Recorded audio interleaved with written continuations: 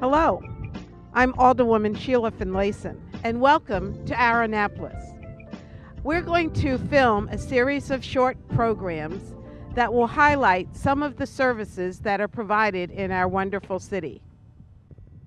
Annapolis has a plethora of programs that are offered, in many cases, free to the community.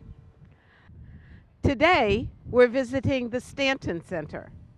This historic building was once an elementary school and an African American high school that served much of the Annapolis community and the county.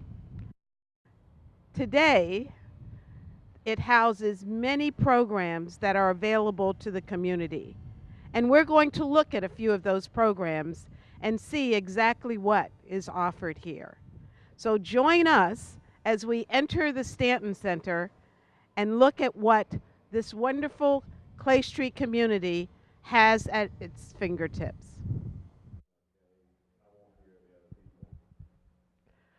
One of the highlights of this building is this historical classroom that was restored back to its original makeup, probably back to the 30s and 40s. There are pictures of various classes, certificates of historical significance, this old-fashioned blackboard that was used back in the day in all classrooms.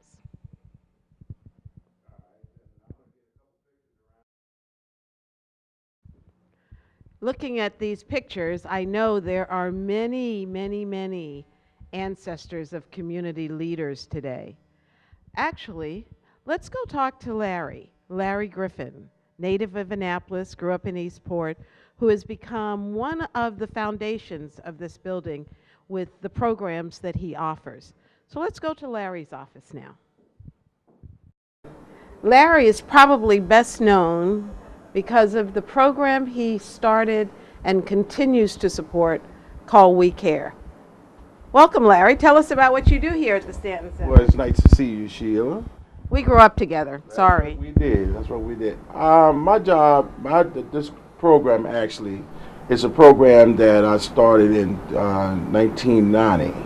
And the reason why, because I was a drug addict for 28 years, and also I was homeless for 2 years. And once I got into a program, I wanted to do something when I got out to help people, and also two things: help people and play music. And I started this program. I got in the band the same time that I started this program. The band being Mama Jamma? Mama Jamma. I started playing with them. But We Care programs helps a lot of folks that fell through the cracks of life. People that thinks that nobody loves them, things that people just don't want them even exist in this town or in this world. You can't do that with homeless people. You can't do that with drug addicts. Because I could have gave up myself, but I didn't because I wanted to help people. And our job is to get folks like that's in, got an addiction. We can send them to programs, which is 16 months of the program, and it only costs us $400 to do that. $400 for the men. For the women, it's $300 now. For 16 weeks of treatment? 16 months. 16 months of treatment. Yes. That's incredible. Yeah, we work with a group called Teen Challenge, and they got different names: Pivot for the men, and Refocus for the ladies, and Teen Challenge of PG County. But just these folks, I've been dealing with them since actually when I got in this building in 2000. And I have a good rapport with these people. And in fact, some of the places Annapolis owned, we have guys that went through, and ladies that went through and got some time behind them. Now they run the place now. So they were originally It was clients and they stayed. addicted to drugs. Mhm. You were able to send them away, and now they're back giving to the community That's right. by serving in your program? Mm-hmm. Have a gentleman named Richard from here. He runs the Pivot. He's the director there. We have a lady from Annapolis who work at Refocus, She been there for about 3 years now. She's assistant person there, or manager, what we call them. But she's there running the place too. We have another gentleman that's what they call the mountains in Philadelphia. You go there and you graduated from there, and his name is Phil, and Phil Harmon. I don't know if you knew him, but they call him the Sarge up there. He's a big man up there too. So we have programs that can help these folks to get off of drugs. It doesn't take much. Once they get to me here, we can actually takes us for 2 or 3 days to get them away from here. They don't have to wait for a week. Now if they can't go out of town because they're in court or they're on probation or they're on parole, we send them up to PG County. They have a team challenge up there. That costs $400 for the man. That cost is incredible.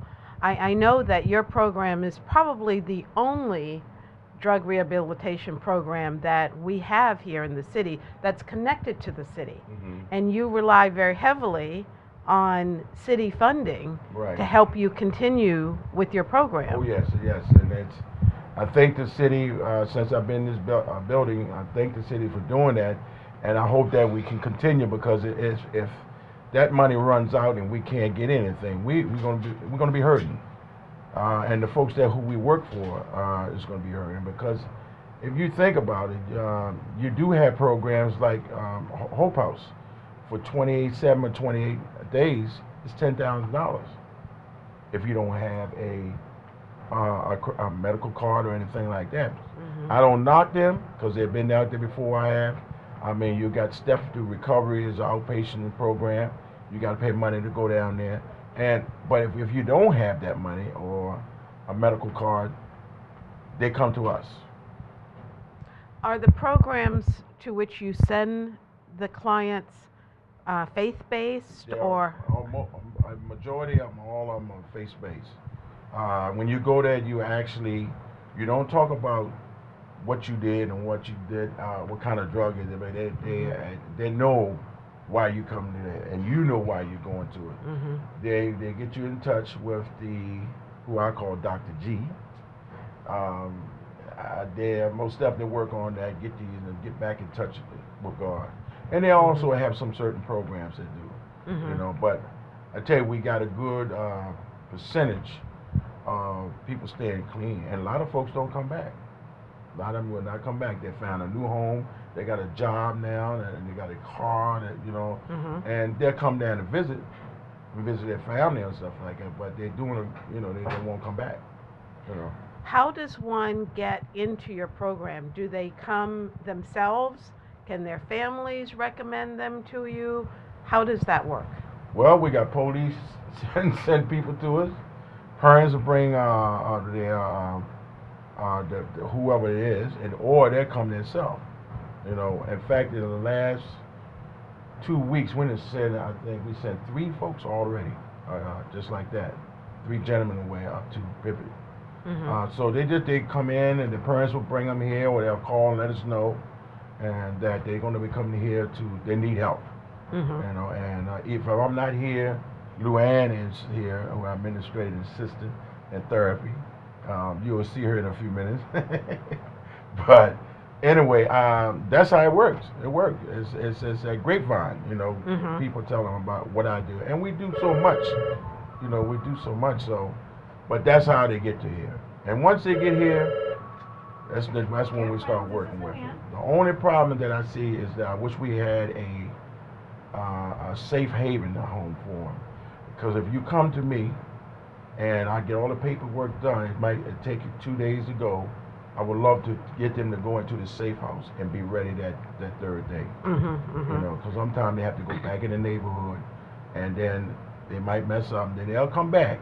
Mm-hmm. But the time they're supposed to come back, they won't because they're back out there again. So maybe somebody who's watching would have such a facility, such a residence that you could use as a safe house that would be kind of a holding place for them. Yes. Until you're able to get them registered into one of these programs. Yes, and it's a need. You see how many, if you come up here and spend a day, you'll see so many people who are homeless that want to get off of drugs, but they don't have the place to go, but back in the woods or under the bridge or wherever.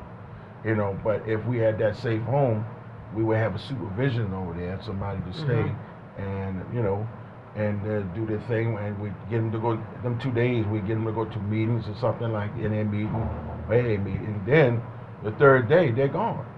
I have people take them up to Baltimore. We get the ticket here, and we take them up to the Baltimore bus station and put them on, and they're gone. It's that easy, you know. And it's a lot of folks that really want to get themselves together, you know. And you are the avenue for that for them. Yeah. I mean, we have the homeless program we have here.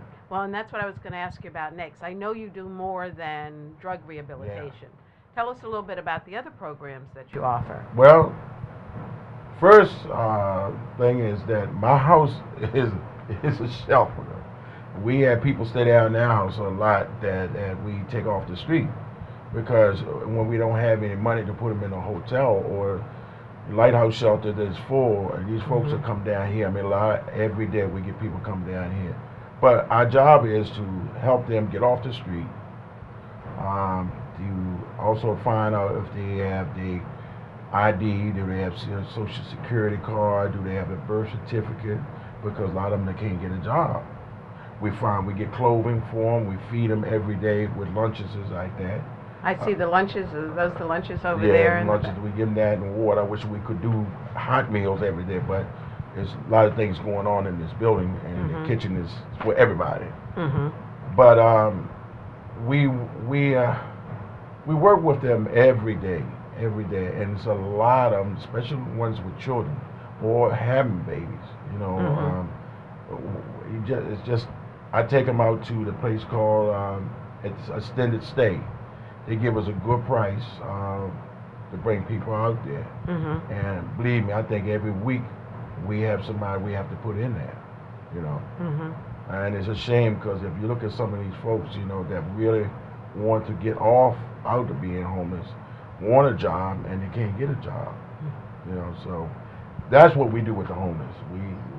We have problems with some of them that dealing with this is strength. You know, I'm gonna call it Luann Phillips. She takes care of that, and she's been a heartthrob to me and a very, very good friend. You know, she's my sister, really. She don't know that, but she is. Do you? Well, I know you support the city, especially during the winter months, because we do have residents, unfortunately, who live in the woods and under the bridges. And I know you go out with Deputy Chief Simmons to make sure when the weather turns extremely cold, you encourage those people to come inside so that you can take care of them. Yeah, actually, that we are the last hope. We're doing the winter release programs and all that, and doing the winter. And what we do, we bring them here. We get them to come here. The police department will bring some people down. Folks will drop folks off. They pick up. And we use the gym, but this year it was so cold downstairs that you couldn't put anybody in there. So we used the conference room and the classroom. The classroom was for the women side, and the men was on this side over here. And I stay here. And I'm with a gentleman, Clyde Queen, we call Tinker. He stays with me, and Corey Johnson, he stays with me too to give me a break to go home sometime. So I think we had probably maybe 30 this year altogether here in this building. So you are taking our residents off the street and giving them shelter during inclement weather. Yeah. Oh yes. So, and I know you do coat drives. You do a Thanksgiving dinner. Christmas toys or Christmas gifts that we give out. We also have a camp called School on Water, and that's the 35 kids. We start in June after they get out of school, and we actually take them. It's a free program. We take them to different things. Well, on Mondays we have trips, like we got Coney Island, and we're going to Sylvia's restaurant. We go there. We got a rapport with them a lot. We go up there, and hopefully we can get to Apollo Theater again to see that. We do that, and then we take them to swimming and take them to free movies. Maryland Hall plays a big part with us on different types of things like pottery, pottery, dancing, exercise, anything they want to put us on. That's a Tuesday. And Wednesday we take them to Sandy Point, or we go to Eastern Shore to what is it called, Stanton. It's a park where they learn you how to canoeing, fishing with the nets. You don't fish with no rods, it's nets like they used to. But we keep them busy. We're doing this because some of these kids are never going to ever go to Washington D.C. or Baltimore. I hope they would do it, but you know, we want these kids to understand that this Annapolis ain't the only place on this planet, and they get to meet people from different places, you know, and it's something to get them out of the way. Because me, when you talk about camp, I remember back in my days, we didn't really have a camp, you know, but this is a camp. We have camps that goes out and do what we have to do out the building. So it sounds very extensive, actually, from trips to Coney Island in New York to net fishing on the Eastern Shore. They get such a wide variety of experiences, Oh yeah. you know, which we know helps to develop them into, you know, good citizens and who appreciate all that the earth has to offer them. Well, like I said, and Luann can tell you, we try to. I don't know. She see me trying to do everything to help these people as much as we can, and it's a lot of hurt people out there. And I tell you, Annapolis is no different than no other place. We have a problem in this town, and people need to realize that it is. Anybody can fall, you know. But if you fall, we want to have programs that can pick them back up, and that's what we're about. And it's very clear that that's what you're doing here at the Stanton Center. And Luann, you don't have to say a word. You can just wave. But we know that you are the psychologist and you're a support for Larry. Right. So you help to make this program work also. Right. And I think we're all very appreciative of what you do all the time here. So this is Larry Griffin with We Care and Friends. The Great Give was last week. How'd you do? We got money. We got money. We got, you know, we got some money. It wasn't really big, but that's okay. At least we got something. Well, if folks want to contribute to We Care and Friends, how will they connect to you? Should they send, you know, to the Stanton Center? You have a website? We got a website. And the website is? What is it? We Care and Friends. .org. Yeah. Okay, wecareandfriends.org. And see, that's why I wanted Luann to say here, because I don't know where everything comes through. All right, I'm just a person on the field.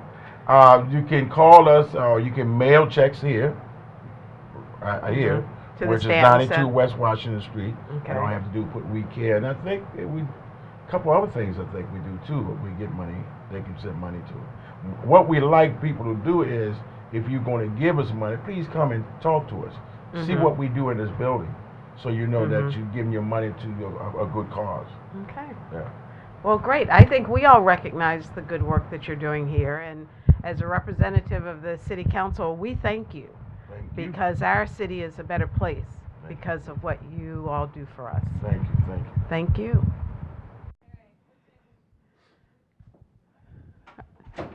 Well, that's it for today's edition of Our Annapolis. You know, we had planned to interview several in our building today, but we've spent all of our time learning about the different programs offered by We Care, from the drug addiction programs to providing housing for the homeless to meals and clothing. There's such a wealth of information, and We Care is right here in the Stanton Center. But we'll be back in another episode to interview those other program directors here in the Stanton Center.